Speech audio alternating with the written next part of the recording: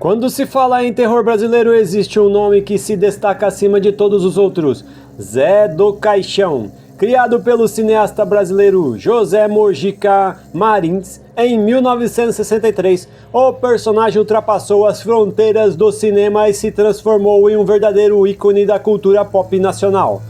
Com sua cartola preta, capa escura, barba marcante e unhas gigantescas, Zé do Caixão se tornou uma figura tão reconhecida quanto muitos monstros clássicos do horror mundial. Mas o que muita gente não sabe é que a trajetória do personagem não ficou restrita às telas dos cinemas. Durante muitas décadas, Zé do Caixão também aterrorizou leitores nas páginas dos quadrinhos brasileiros. Antes mesmo de se tornar um cineasta consagrado, José Mojica Marins era apaixonado por gibis. Na infância, passava horas lendo histórias em quadrinhos e desenvolvendo sua imaginação. Essa paixão acabaria influenciando toda a sua carreira artística. O personagem surgiu a partir de um pesadelo que Mojica teve. Nele, uma figura vestida de preto o arrastava por um cemitério até uma tumba. A imagem ficou tão marcada em sua mente que acabou dando origem ao lendário coveiro Josefel Zanataz, mais conhecido como Zé do Caixão. Após o enorme impacto dos filmes À Meia-Noite Levarei Sua Alma e Esta Noite Encarnarei no Teu Cadáver, o personagem rapidamente ganhou popularidade nacional. O público queria mais histórias daquele homem cruel, filosófico e perturbador que desafiava a religião, a moral e até mesmo a própria morte. Foi então que surgiu o caminho natural para os quadrinhos. Durante as décadas de 1960 e 1970, Zé do Caixão estrelou diversas revistas de horror, sendo a mais famosa O Estranho Mundo de Zé do Caixão. As HQs representavam histórias macabras, mortes grotescas, pactos sombrios, vinganças sobrenaturais e finais surpreendentes, seguindo o mesmo espírito dos filmes de Mojica. Essas revistas surgiram em uma época de ouro dos quadrinhos do terror brasileiro. Enquanto nos Estados Unidos tinham personagens como os anfitriões das revistas da X Comics, o Brasil possuía seu próprio mestre do horror, Zé do Caixão. Nas capas, ilustrações impactantes mostravam cemitérios, esqueletos, criaturas demoníacas e vítimas aterrorizadas, atraindo leitores que buscavam histórias mais sombrias. O mais interessante é que os quadrinhos permitiam explorar situações que seriam caras ou impossíveis de filmar na época. Monstros gigantes, infernos surrealistas, fantasmas vingativos e cenas de horror extremo podiam ser desenhadas sem limitações de orçamento.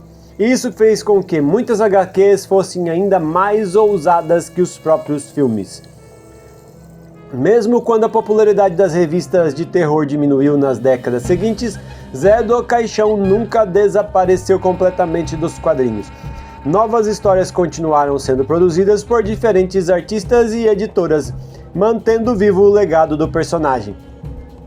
Um dos momentos mais importantes dessa trajetória aconteceu em 2008 com o lançamento da graphic novel Prontuário 666, Os Anos de Cárcere de Zé do Caixão. A obra foi criada para preencher a lacuna existente entre os filmes Esta Noite Encarnarei no Teu Cadáver e Encarnação do Demônio. Pela primeira vez, os leitores puderam acompanhar em detalhes os 40 anos em que Josefel Zanataz permaneceu preso, realizando experiências e continuando sua obsessiva busca pela perpetuação de seu sangue. O próprio José Mojica Martins declarou que a publicação representava o retorno oficial do personagem aos quadrinhos. Era a prova de que, mesmo décadas após sua criação, Zé do Caixão continuava relevante para novas gerações de leitores. Nos anos seguintes, o personagem voltou a aparecer em revistas especializadas em horror, incluindo publicações voltadas para colecionadores e fãs do gênero. Em 2017, uma nova história escrita pelo próprio Mojica foi publicada, demonstrando que sua ligação com a nona arte permanecia forte até os últimos anos de sua vida. Hoje, Zé do Caixão é considerado não apenas um dos maiores personagens do cinema brasileiro, mas também um dos mais importantes ícones dos quadrinhos nacionais de terror. Sua presença ajudou a consolidar o gênero no Brasil e influenciou gerações de artistas, roteiristas e leitores. Enquanto muitos personagens vivem apenas nas telas ou apenas nas páginas, Zé do Caixão conquistou ambos os mundos. E talvez essa seja a sua maior vitória, porque José Mojica Marins criou muito mais do que um personagem. Criou uma lenda.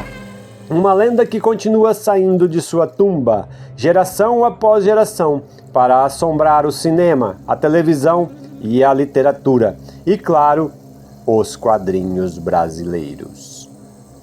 À meia-noite levarei sua alma.